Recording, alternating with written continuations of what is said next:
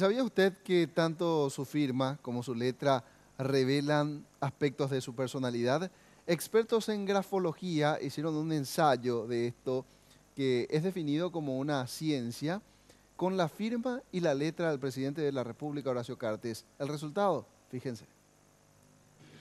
La firma de Horacio Cartes ha sido estampada en 5.823 decretos desde que asumió la presidencia en agosto de 2013.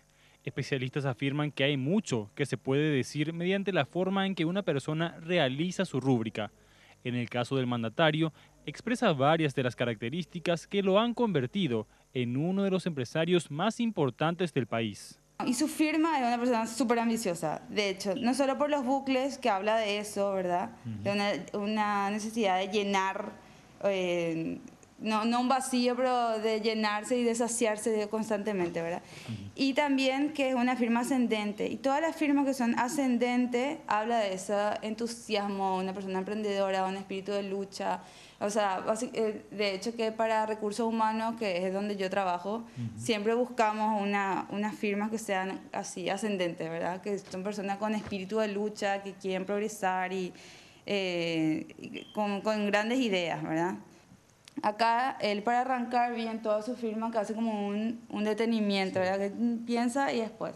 Y eso habla de una persona calculadora, de una persona poco espontánea, o sea, que tiene que analizar antes de actuar. Eso también puede hablar de una persona influenciable, ¿verdad? Que prefiere conocer muchas opiniones antes de tomar una decisión. Pero además, la firma de Horacio Cartes también posee cierto grado de ocultismo. Lo negativo, digamos, es que es una firma ilegible y una rúbrica complicada, una firma ilegible, que quiere decir que no se sabe ahí si no hay nombre, no hay apellido, ¿verdad? Son bucles.